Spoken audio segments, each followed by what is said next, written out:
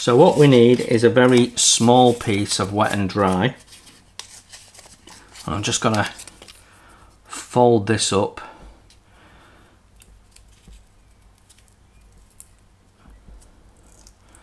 There we go, and we've got a really small piece of wet and dry here, and I want to use it wet, so I'm just dabbed in my decal water that's over the way there, and by doing it wet we create a little cutting paste and it'll make it smoother.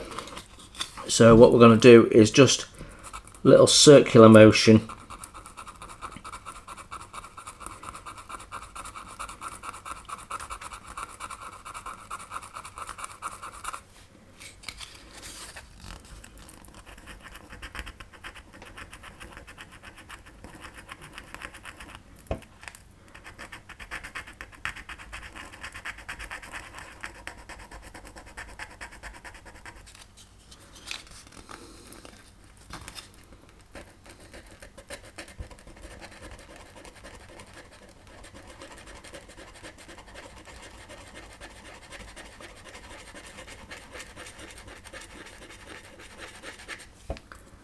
And that's definitely starting to get there, and it's nice and smooth.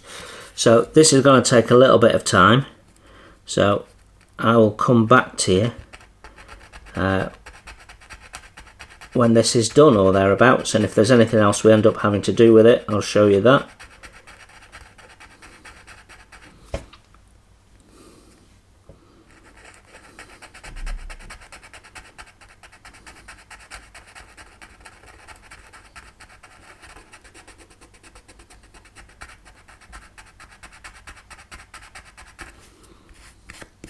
Yeah, that's going to be fine. We're going to be all right with that.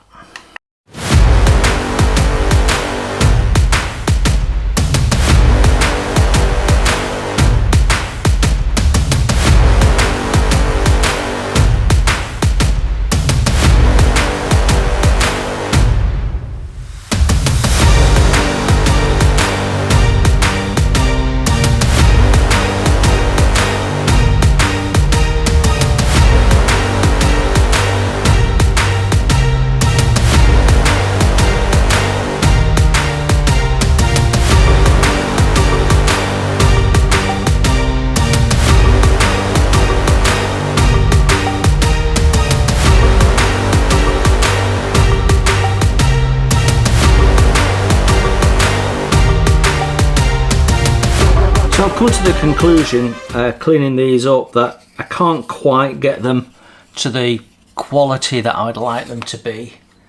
So I'm gonna cover them. So I'm making a little cover plate out of very thin plastic card. I'm just in the process of doing that now, and then we can make some rivets. We'll use the smallest one, 0.6.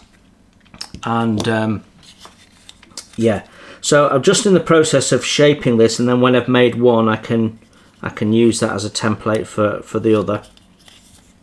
So we're sort of getting there slowly. The key is to do a little bit at a time. I've tried tracing it out, that hasn't worked particularly well.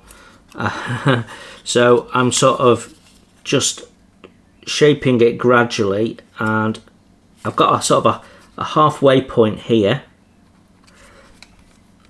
and if I put that up to there, I know that my curve needs to start from here, and if I put my halfway point there, I know that I've got to make a curve, that curve, in that space. So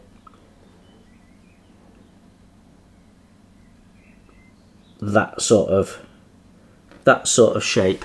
So I'm gonna gradually take a little bit away. I'm just using a sanding stick just to sort of gradually shape it and see if we're getting close. So I shave a little bit away, see what that looks like, see if we're getting close. And then once we've got to the middle bit, I'll do the same out. There is a sort of, it's a tighter curve in the corners. So once I've got the shape, it should be fairly easy to make the second one. So it's just a little bit of trial and error, and then we'll sand this smooth. We'll still leave a witness, and we'll glue this directly on top, and it'll get rid of the little unevenness that we've created by removing it. I mean, this one's better. I could probably sand this one flush, but I think this is the best way. So it's just constant trimming back. Yeah, I've got a little way to go yet.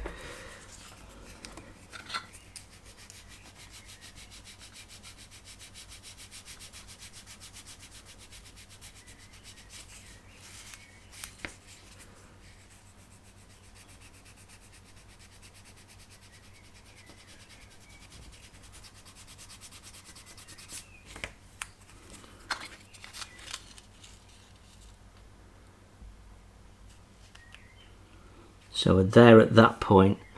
So I can mark this up now and go, right, no more material coming off behind that. So I'm just working on this little section now.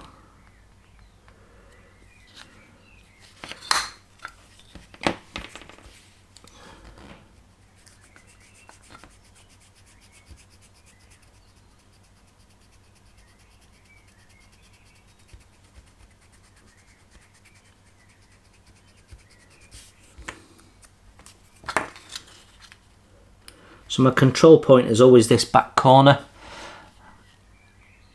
So I line it up at that corner, hold it in place, have a look. Still overhanging a little bit. Let's get rid of the burr.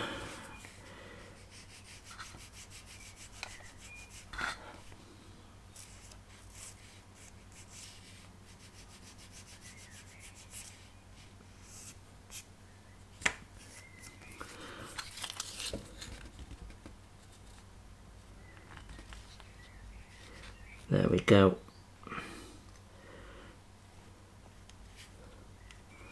So that's pretty much bob on. So what I'm going to do is I'm going to shuffle it forward a little bit, find my bottom edge there, and then we can cut that.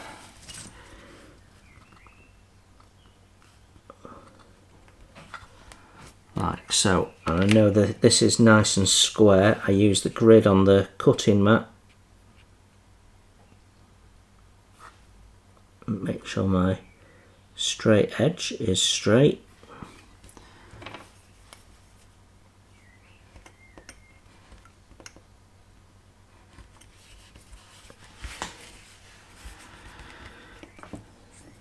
Probably got enough material to make the second one out of that, so we can put that to one side. That's handy. So now I can do the same.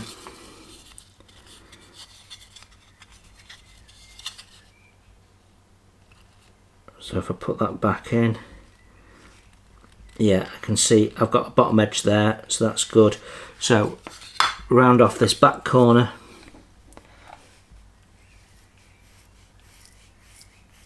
Right, so it's just a nice tight corner, so we just take away the sharp edge.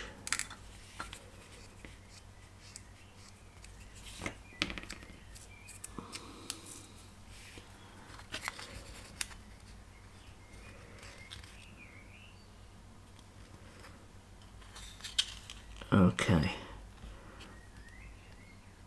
Now then, if I move this up a smidge,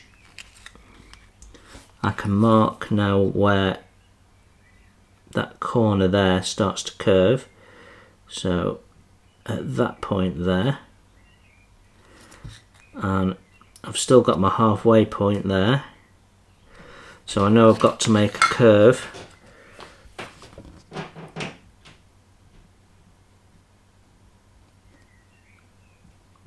Sort of like that, so we might as well trim that away. and then we can start shaping that. So we start at the bottom,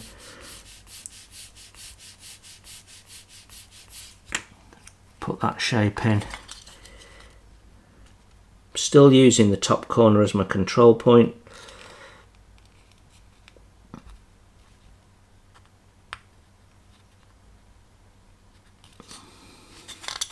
Still got some material to take off there.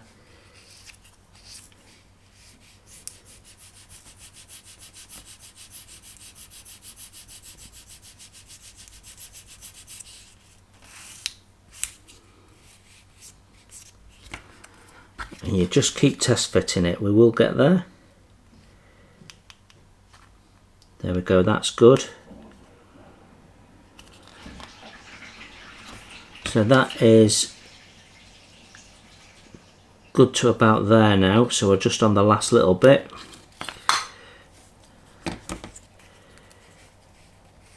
And you can sort of visualize it with your eye, what looks right.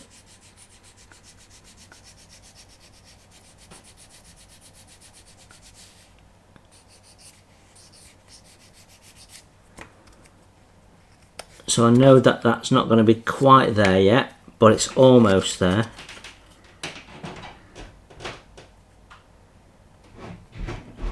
So there we go. So just a little bit of rounding on this edge just to make it nice and even.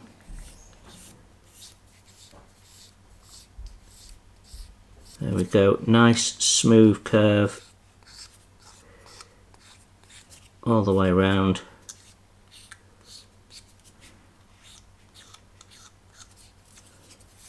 Get rid of any bits of swarf and what have you. Just do another test fit. Yeah, I'm happy that that is correct now. So I can remove the rest of those rivets so this sits flush, but before we do that we can make the second one, so it should be identical. So I can place that on top.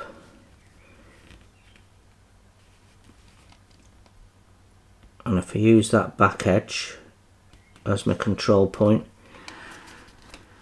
just hold that tightly. We'll draw around that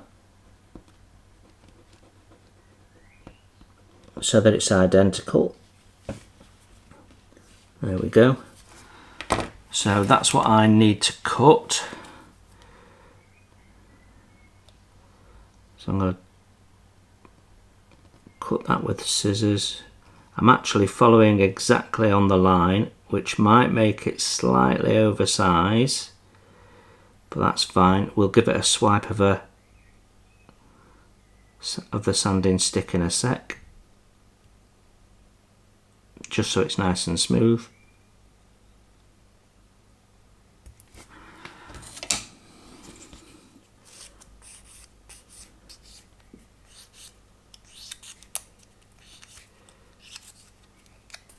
Okay, and just take that corner off, so we've got a rounded corner on the plate. Same on this corner.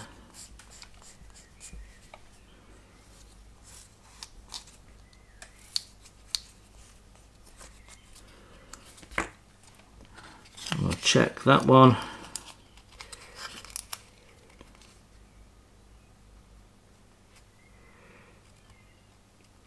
Yeah, that's good as well.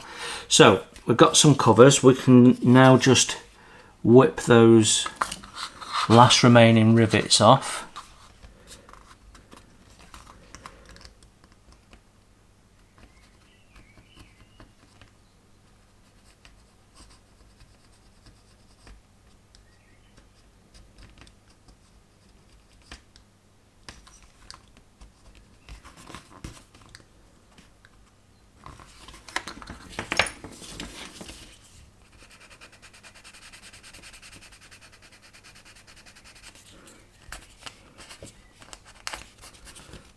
Okay.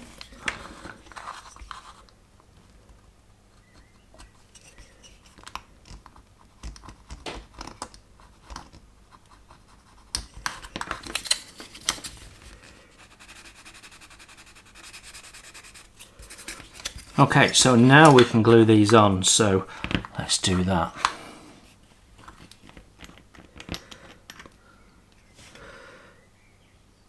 So we put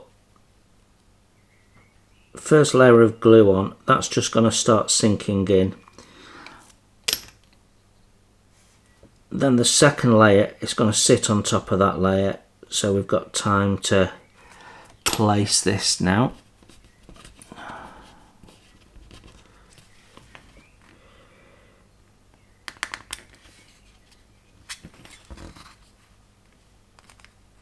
So just get that into position like so, and then I'm going to run some glue underneath it.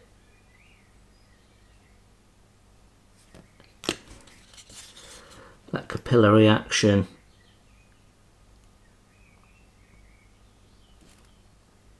sinking. There we go.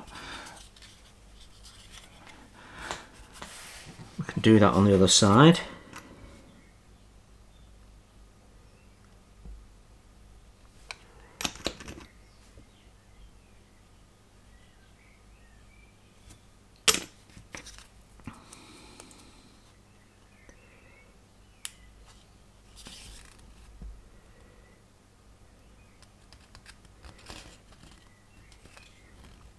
There we go, that's on nicely. I think that the glue is a little damper on this side, but we're still going to do the capillary action around the edges just to make sure. One thing we don't want is the edges starting to loosen up. Right, so let's make some rivets for those. So we're using the same thickness of card, and I'm using the RP Tools rivet maker. Now this makes a dome head rivet, which isn't strictly right, but this is a 0.6, and on my hex head tool I've got 0.7, and that doesn't look completely right either. And I can use my anatomy of a ship to give me an idea.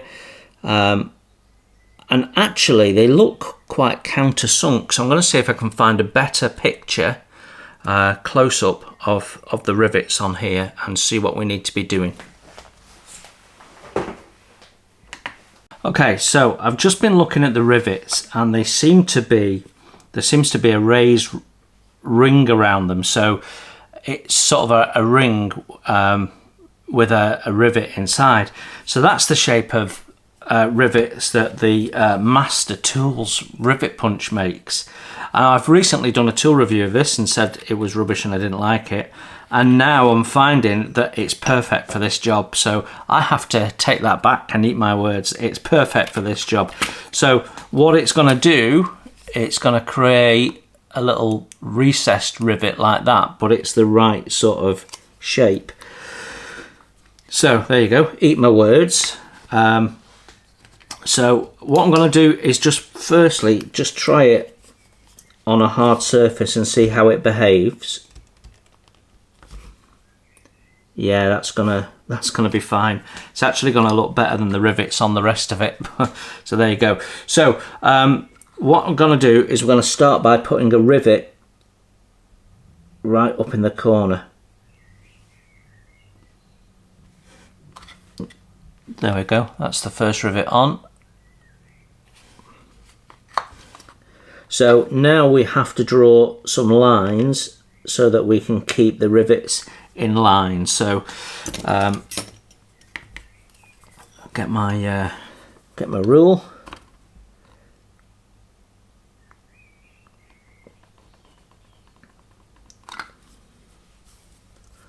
So that is 5 mils in at the centre line and 0.5 of a millimetre, say. That's a mil, so that's out a little bit. Let's just correct that.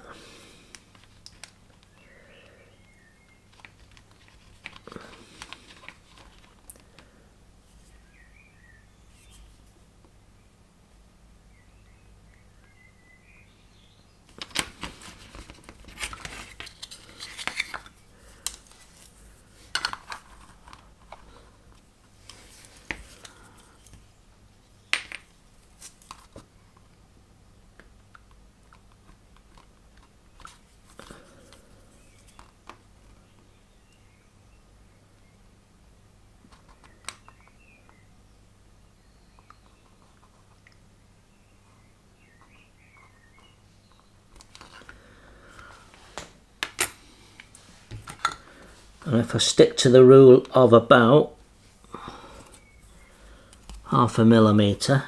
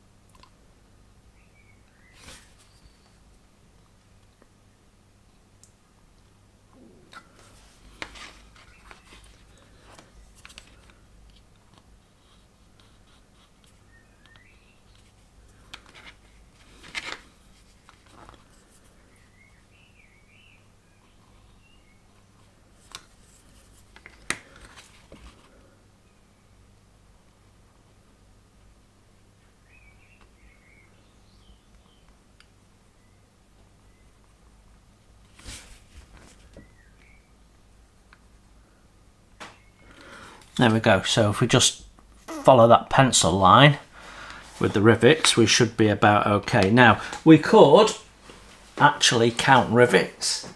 Now, I know some people are rolling their eyes, but we have 1, 2, 3, 4, 5, 6 rivets along the top.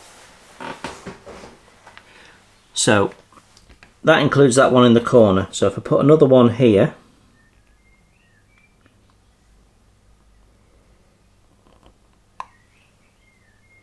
so now I've got 2. I only need to put 4 in. 1, 2, 3. There's 3 along there. So I don't know. I put, it's about evenly spacing them, isn't it? So I'm trying to calculate what that would look like. So my gap is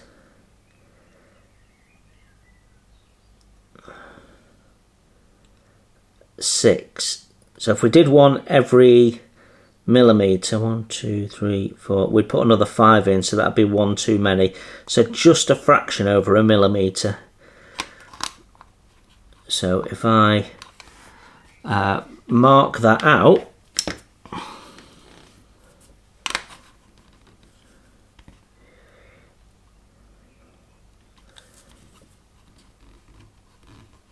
it'd be 1, 2, 3, 4,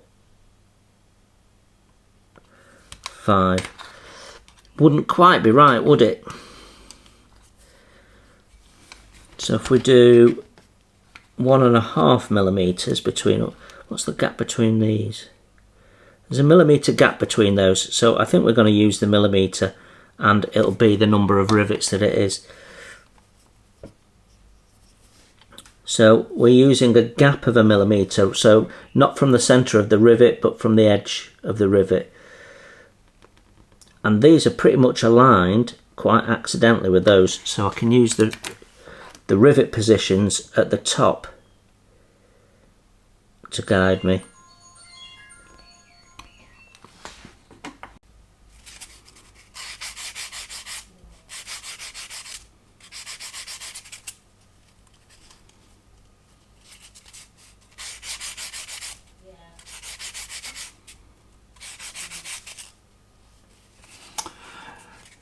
So the kit has us drill a hole in the, or a couple of holes in the back of the one of the turrets for locating these little box things. And you know, once you've drilled your holes, they fit very nicely and all that. So we have 2 of those to put on the back.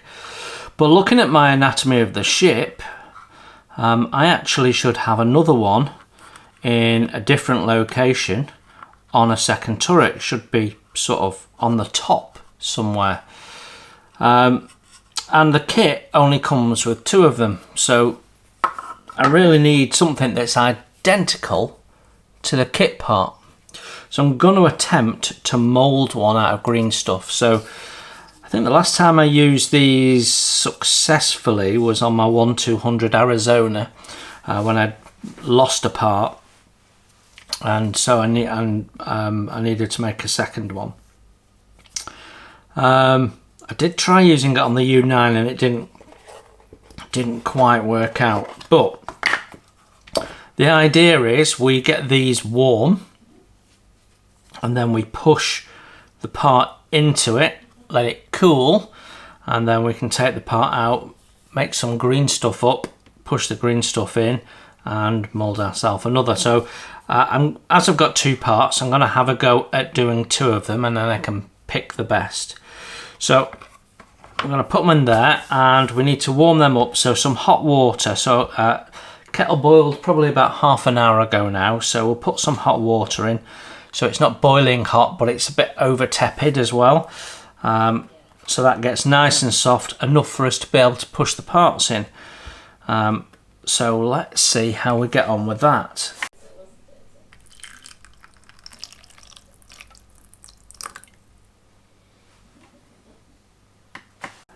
So while my mouldy stuff is warming up, I can have a look at my next task. And all of these little photo etch parts here, they get attached down the sides of our gun turrets. So not depicted in the kit, but they go along the length of the line here underneath it. So as they have 2 little wings which fold out. So I guess they were covers or for putting awnings up on the deck for sheltering tropical climes or something like that. I don't really know. But as always with little parts like this, it's easier to fold them up before you remove them from the photo etch. So that's what we're going to do. So just flick them up. There's no connection points on them, which is nice and easy.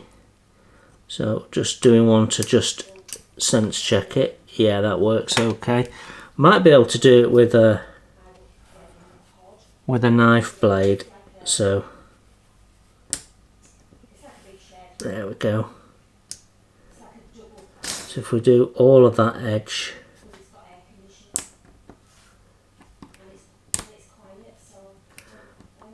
so just flip them up like that. Now doing the other side, that's a little bit more problematic because I can't use my great big thing here. So when we come to do the other side, what we'll do is we'll use a razor blade. So if I just show you, we can get in with a razor blade here and do exactly the same thing. It's not quite as stable as my little holding down tool, but it will work for this tiny job. And then when we've finished flipping them all up, I'll just go around with a pair of tweezers and make sure that they're nice and straight and square and what have you. So that's the plan. Just gonna fold these over and you can see then all we have to do is cut the tabs out and glue them on.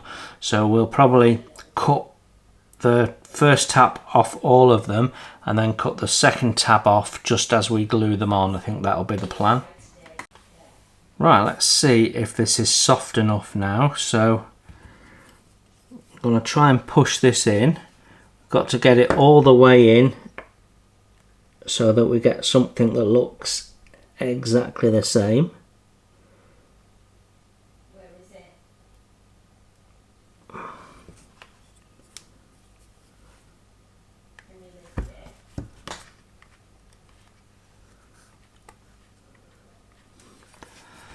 It doesn't seem to be warm enough.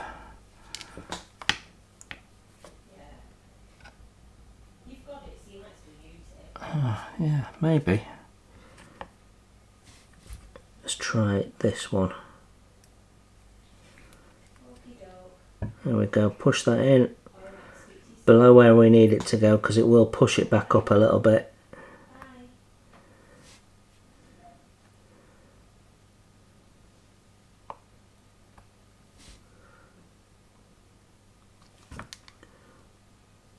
There we go, that should work. You can see that.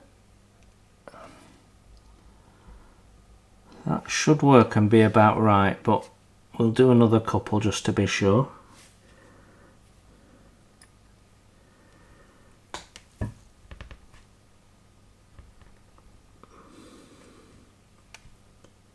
Just holding it down really quite firmly. I think that one's even better.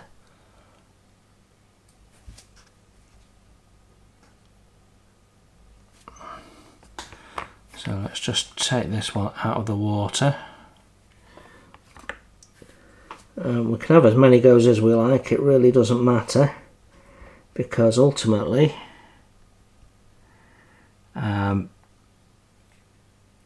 you just warm this up and it melts again and you can reshape it. So I have lots of them. I think it was a pack of 10. So you can get this from Green Stuff World. There we go. So we'll let that dry and harden up, and with a bit of luck we'll be able to make a nice copy. So just marking out the positions on the turret. These are little brackets that were welded on in 1941. And they are called channel bars, welded to all turrets around December 1941 to January 42. So quite what they did, I don't know. I tried counting rivets, but guess what? The rivet spacings aren't correct. So there should be 7 on each side of all 3 turrets. So what I've done is I've marked them out to the best spacing I can. Now we do need to remove a couple of rivets, because one goes right on the very end here, so we need to just remove that rivet on the end there and make sure that we're good to glue on a flat surface. And we need to also remove a rivet here as well.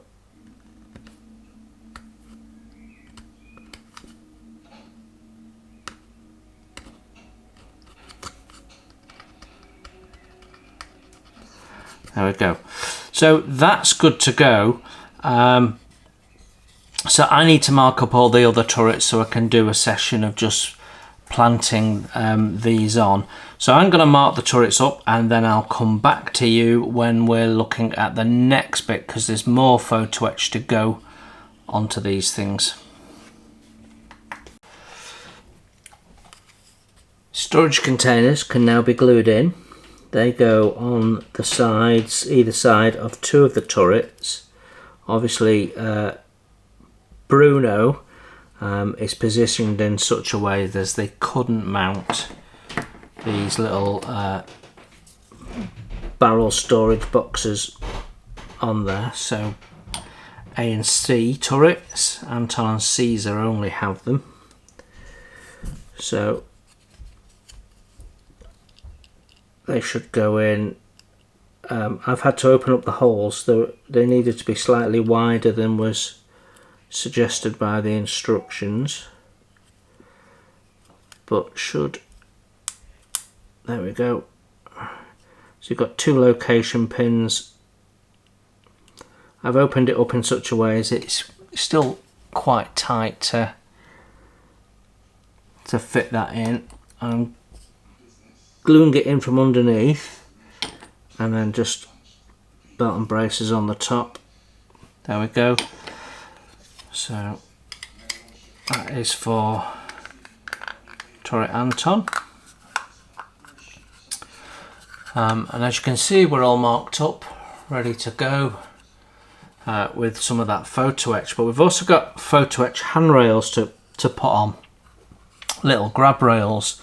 And as I look at these, the photo etch that's supplied in the kit is more authentic but thicker than the photo etch supplied in the MK1 kit. So you can see here the little handrails have just the top rail and then the little stanchion legs, and the longer ones have location points that you glue into. Whereas the MK1 set, you glue along the full length. So that's less authentic, however, might be an easier way of gluing the item on. And the handrail is a fair bit thinner, so it will look less obvious when on. So I'm sort of between two camps. I think I'm going to try and use the kit ones because I prefer them. The trouble with the kit photo etch is it's very soft and it has a tendency to bend, and that's worrying me a little bit. But it is time to start gluing some photo etch on, and we're actually going to start with our little parts that we've bent up. So I need to cut them out and then get a working space ready to go, and then I'll see you in a sec.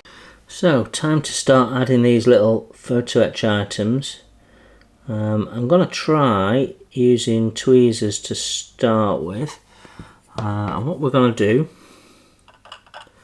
so I'm just going to put a little dab of medium CA on each spot where we're going to put one of these things.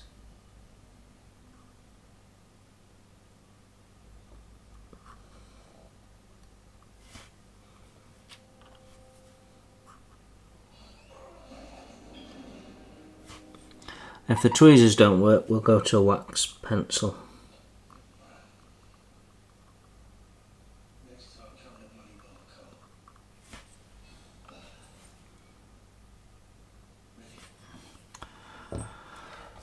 So let's see how we get on.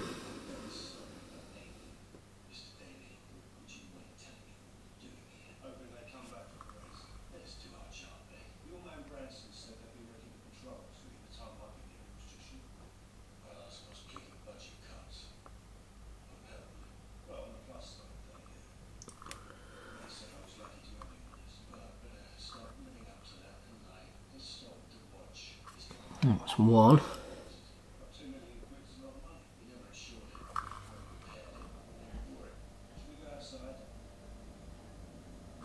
Two, that was better, wasn't it?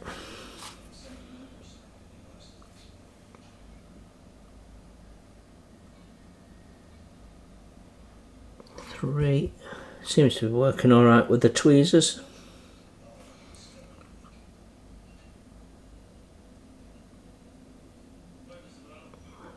Aha, he says.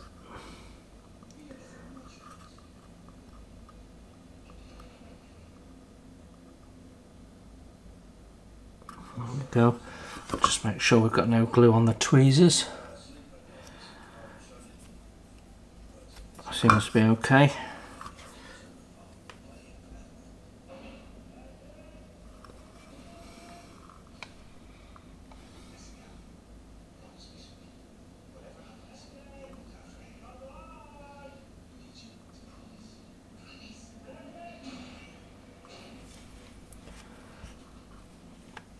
Two more to do on this side. You can see this is going to be a little bit time consuming, not too bad though.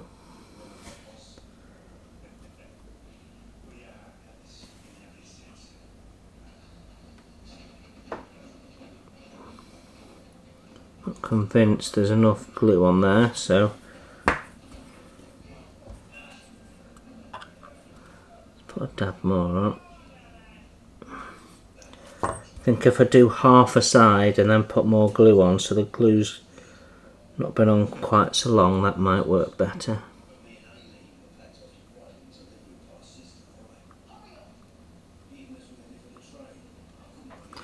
Oh, there you go, they're on.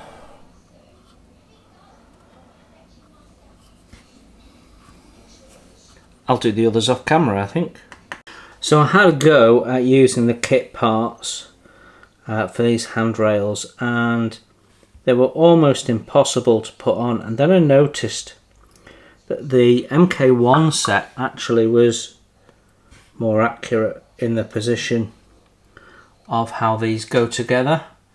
So the kit part is one continuous piece that goes almost up to the director there, but actually it should be two separate pieces, and that's how MK1 have done it. So they're easier to install and will look more accurate, so that's what I've ended up going with. So you put them on in the same way as you'd put railings on.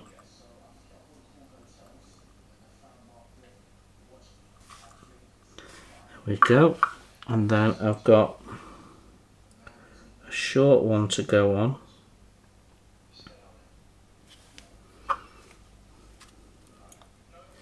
So what I'm doing is I'm applying medium CA at each end, but not in the middle where my tweezers are.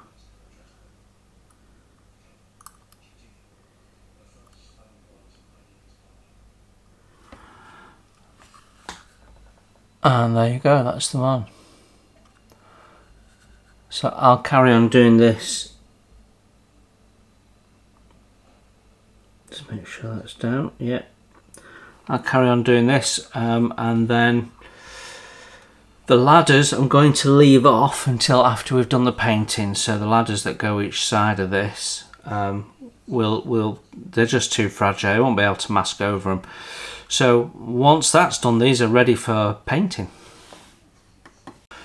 So I've just mixed up some green stuff. We're going to see if we can get anything worthwhile out of it. Even if we get the shape and not the depth, we can then put some plastic card underneath it or something to get it right. I'm going to make two, and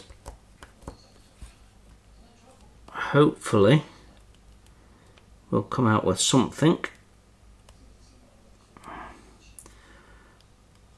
So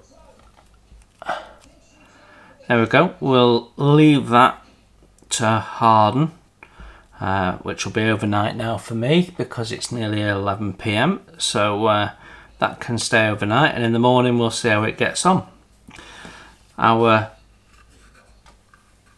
gun emplacements are looking fairly good, so I'm quite happy with that.